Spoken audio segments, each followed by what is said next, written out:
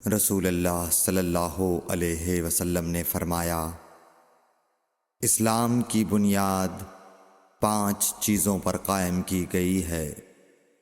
اول، گواہی دینا کہ اللہ کے سوا کوئی معبود نہیں اور بے شک حضرت محمد صلی اللہ علیہ وسلم اللہ کے سچے رسول ہیں، اور نماز قائم کرنا اور زکوٰۃ ادا کرنا اور حج کرنا اور رمضان کے روزے رکھنا۔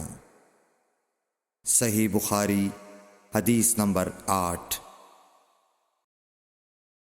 نبی کریم صلی اللہ علیہ وآلہ وسلم نے فرمایا کہ ایمان کی 60 سے کچھ اوپر شاخیں ہیں، اور حیا شرم بھی ایمان کی ایک شاخ ہے۔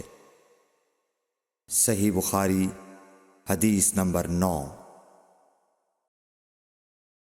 حضرت محمد مصطفیٰ صلی اللہ علیہ وآلہ وسلم نے فرمایا، مسلمان وہ ہے جس کی زبان اور ہاتھ سے مسلمان بچے رہیں، اور مہاجر وہ ہے جو ان کاموں کو چھوڑ دے جن سے اللہ نے منع فرمایا۔ صحیح بخاری حدیث نمبر 10۔ لوگوں نے پوچھا، یا رسول اللہ، کون سا اسلام افضل ہے؟ تو نبی صلی اللہ علیہ وسلم نے فرمایا، وہ جس کے ماننے والے مسلمانوں کی زبان اور ہاتھ سے سارے مسلمان سلامتی میں رہیں۔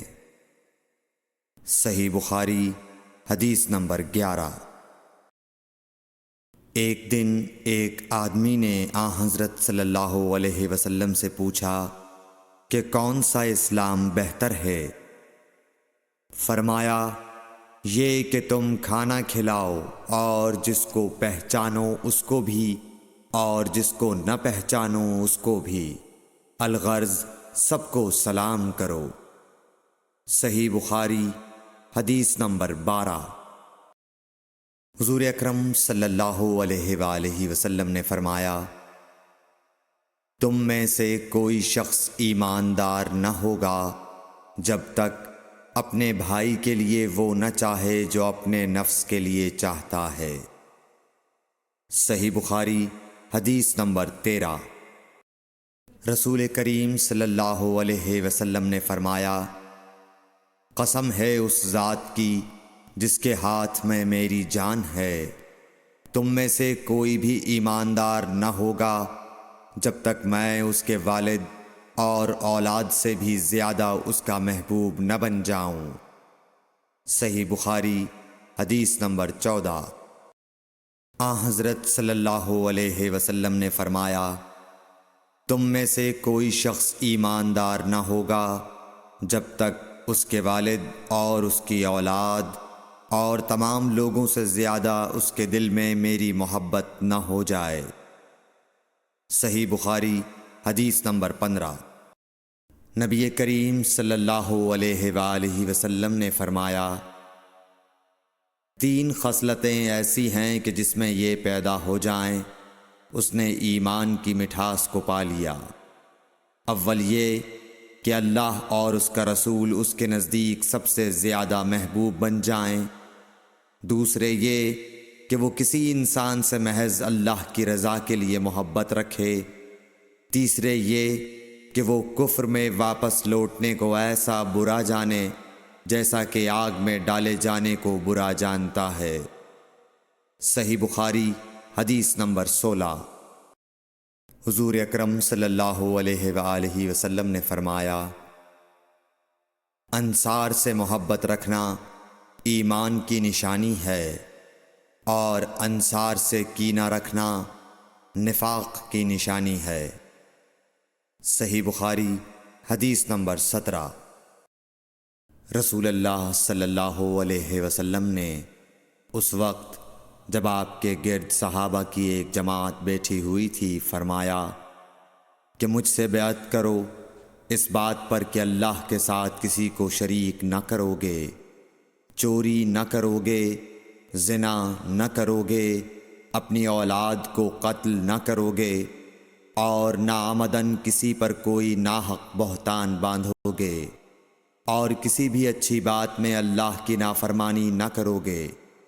جو کوئی تم میں اس عہد کو پورا کرے گا تو اس کا ثواب اللہ کے ذمے ہے، اور جو کوئی ان بری باتوں میں سے کسی کا ارتکاب کرے اور اسے دنیا میں اسلامی قانون کے تحت سزا دے دی گئی تو یہ سزا اس کے گناہوں کے لیے بدلہ ہو جائے گی، اور جو کوئی ان میں سے کسی بات میں مبتلا ہو گیا اور اللہ نے اس کے گناہ کو چھپا لیا تو پھر اس کا معاملہ اللہ کے حوالے ہے، اگر چاہے معاف کرے اور اگر چاہے سزا دے دے۔ عبادہ کہتے ہیں کہ پھر ہم سب نے ان سب باتوں پر آپ صلی اللہ علیہ وسلم سے بیعت کر لی۔ صحیح بخاری حدیث نمبر 18۔ رسول اللہ صلی اللہ علیہ وسلم نے فرمایا، وہ وقت قریب ہے جب مسلمان کا سب سے عمدہ مال اس کی بکریاں ہوں گی، جن کے پیچھے وہ پہاڑوں کی چوٹیوں اور برساتی وادیوں میں اپنے دین کو بچانے کے لیے بھاگ جائے گا۔ صحیح بخاری حدیث نمبر 19۔ رسول اللہ صلی اللہ علیہ وسلم کسی کام کا حکم دیتے تو وہ ایسا ہی کام ہوتا جس کے کرنے کی لوگوں میں طاقت ہوتی۔ اس پر صحابہ کرام نے عرض کیا کہ یا رسول اللہ، ہم لوگ تو آپ جیسے نہیں ہیں، آپ تو معصوم ہیں اور آپ کی اللہ پاک نے اگلی پچھلی سب لغزشیں معاف فرما دی ہیں، اس لیے ہمیں اپنے سے کچھ زیادہ عبادت کرنے کا حکم فرمائیے۔ یہ سن کر آپ ناراض ہوئے، حتیٰ کہ خفگی آپ کے چہرہ مبارک سے ظاہر ہونے لگی۔ پھر فرمایا کہ بے شک میں تم سب سے زیادہ اللہ سے ڈرتا ہوں اور تم سب سے زیادہ اسے جانتا ہوں، پس تم مجھ سے بڑھ کر عبادت نہیں کر سکتے۔ صحیح بخاری حدیث نمبر 20۔ حضور اکرم صلی اللہ علیہ وآلہ وسلم نے ارشاد فرمایا، جس شخص میں یہ 3 باتیں ہوں گی وہ ایمان کا مزہ پالے گا۔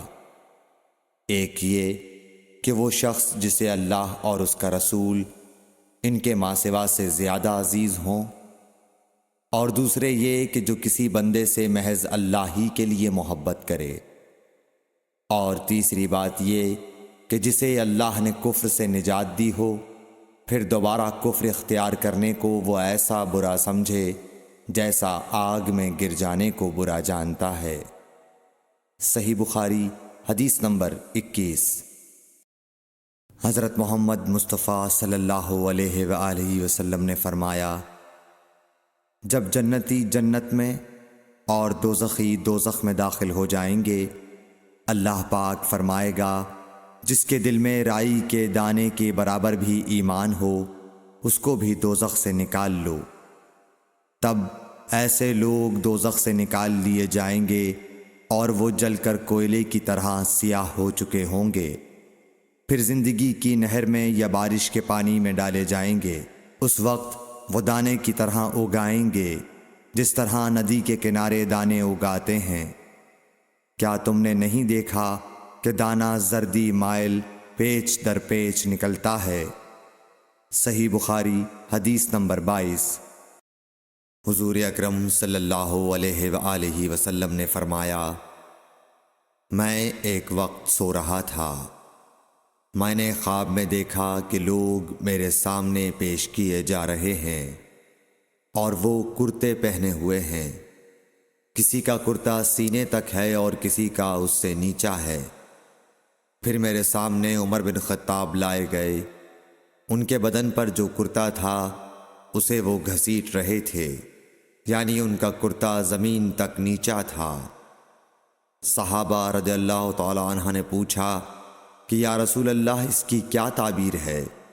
آپ نے فرمایا کہ اس سے دین مراد ہے۔ صحیح بخاری حدیث نمبر 23۔ ایک مرتبہ رسول کریم صلی اللہ علیہ وسلم ایک انصاری شخص کے پاس سے گزرے، اس حال میں کہ وہ اپنے ایک بھائی سے کہہ رہے تھے کہ تم اتنی شرم کیوں کرتے ہو؟ آپ نے اس انصاری سے فرمایا کہ اس کو اس کے حال پر رہنے دو، کیونکہ حیا بھی ایمان ہی کا ایک حصہ ہے۔ صحیح بخاری حدیث نمبر 24۔ رسول اللہ صلی اللہ علیہ وسلم نے فرمایا، مجھے اللہ کی طرف سے حکم دیا گیا ہے کہ لوگوں سے جنگ کروں اس وقت تک کہ وہ اس بات کا اقرار کر لیں کہ اللہ کے سوا کوئی معبود نہیں ہے، اور یہ کہ محمد صلی اللہ علیہ وسلم اللہ کے سچے رسول ہیں، اور نماز ادا کرنے لگیں اور زکوٰۃ دیں۔ جس وقت وہ یہ کرنے لگیں گے تو مجھ سے اپنے جان و مال کو محفوظ کر لیں گے، سوائے اسلام کے حق کے۔ رہا ان کے دل کا حال تو ان کا حساب اللہ کے ذمہ ہے۔ صحیح بخاری حدیث نمبر 25۔